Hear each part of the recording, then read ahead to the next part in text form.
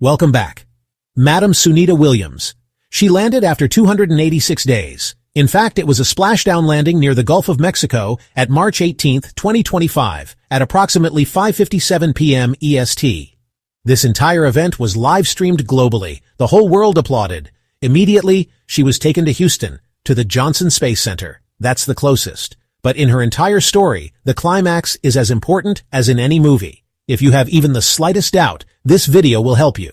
This is particular footage of her landing. Before her landing, there was a small anticipation, a little fear, hoping she lands safely. That's the emotion this video was made with. Watch it from that lens. There are twists and turns that don't exist even in movies.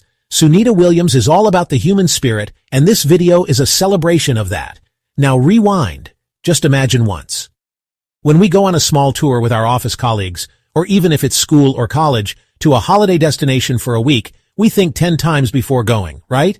2 or 3 days is fine, but a week, should we really go? And if that 2-hour return gets extended, it becomes a burden. What if that extension isn't just a day or two, but 9 months and 14 days? How would you feel? You'd be suffocating, right?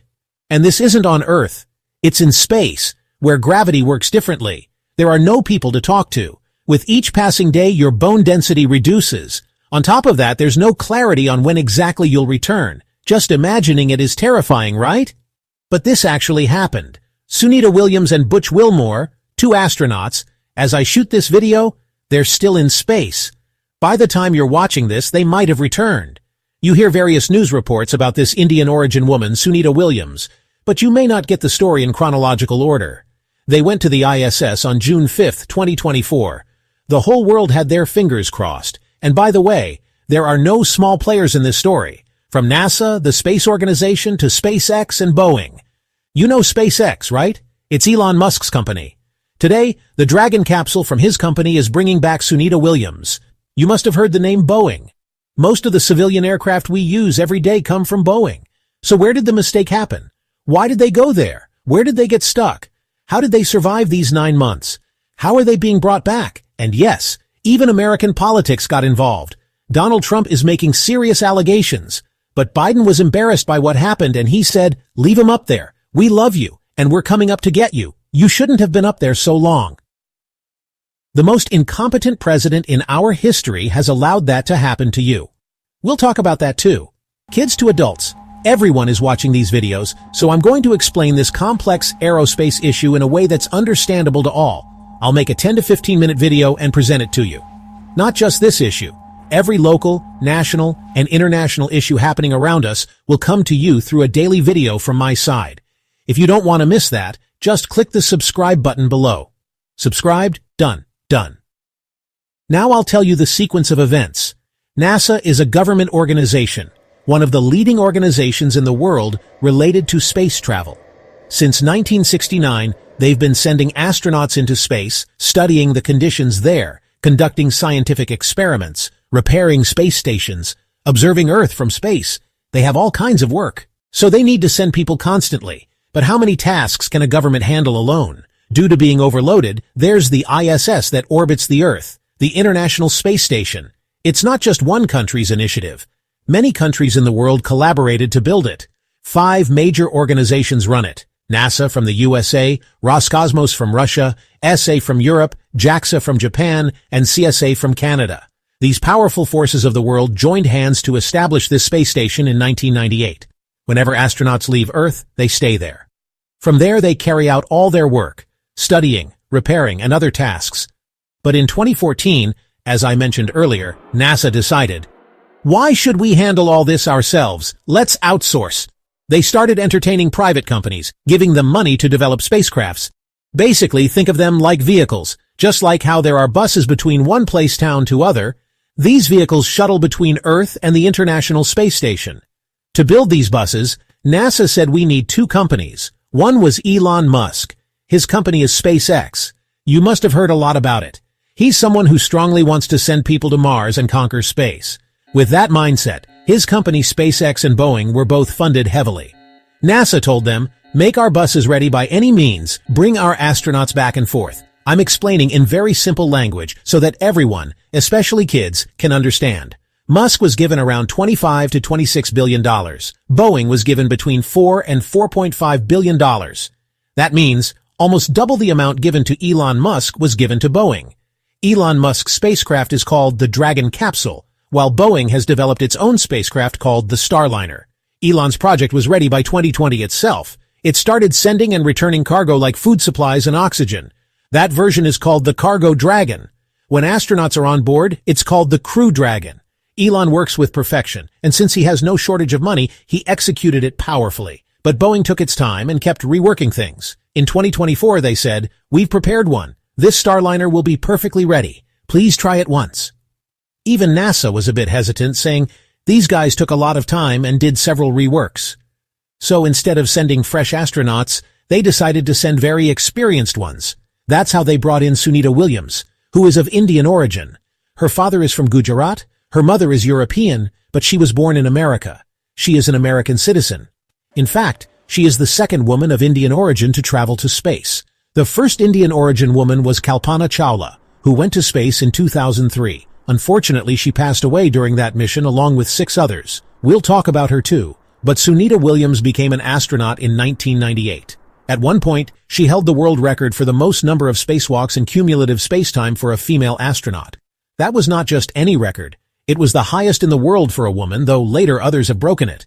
Still, she's considered perfect for this Starliner mission, which is honestly a risky mission. Think of it like this. When a new car, bike, or bus is ready for the first time, you don't give it to a beginner. You ask an experienced driver to take it for a spin, test the brakes, and see if everything's working fine. It's similar here. In this Boeing-built Starliner spacecraft, they sent 2 people. One of them was Sunita Williams. Now the story gets very interesting, especially for the kids watching. Please listen carefully. This happened on June 5, 2024. Barry Wilmore and Sunita Williams boarded the spacecraft. For the first time ever, a Boeing spacecraft was going to space. Initially, it was planned as an 8-day mission.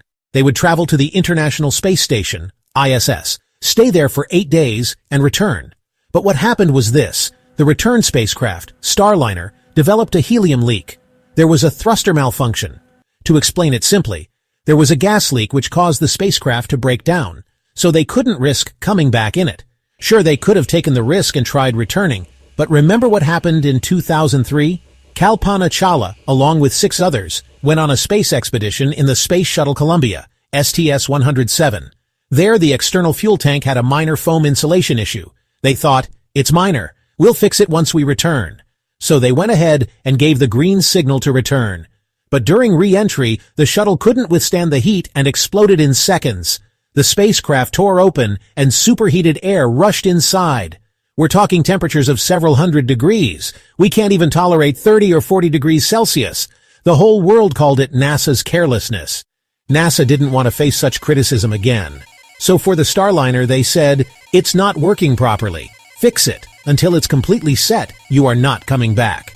What started as an 8-day mission became 10 days, then a month, then 6 months. And now, after 9 months and 14 days, Boeing gave up. So Elon Musk's Crew Dragon capsule was used to bring them back.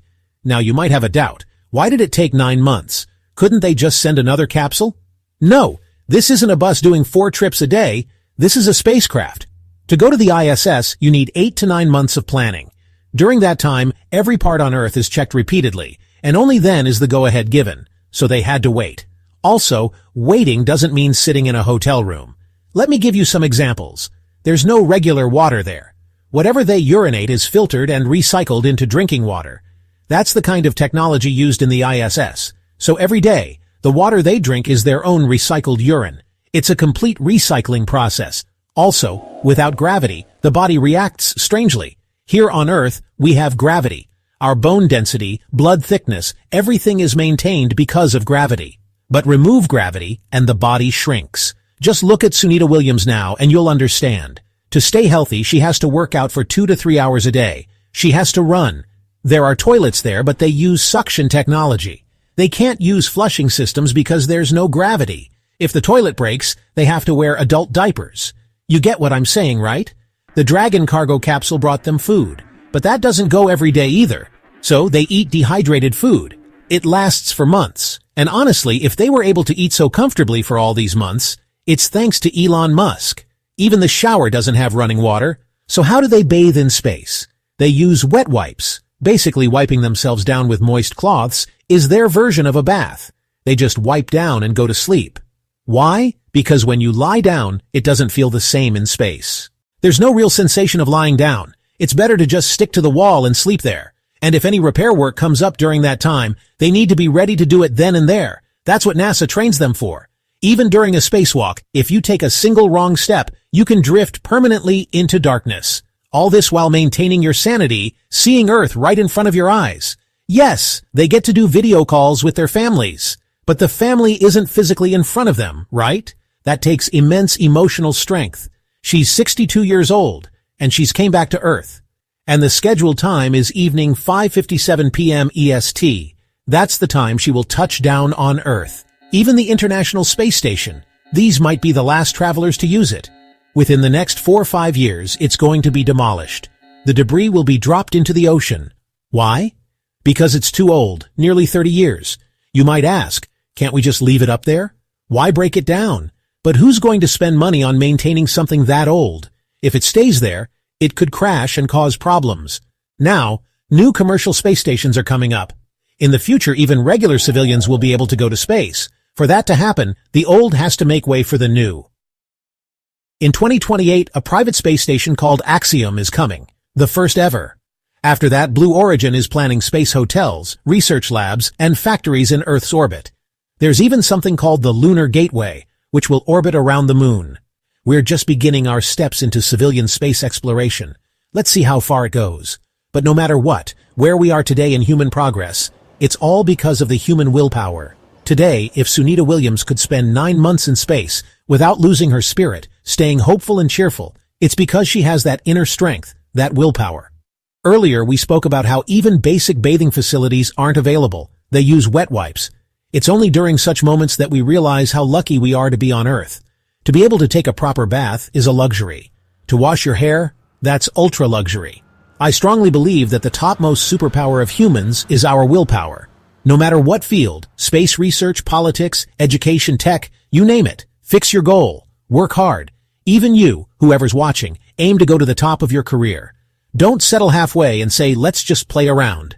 This message is for all the kids and everyone just starting their careers. All the very best. Fingers crossed.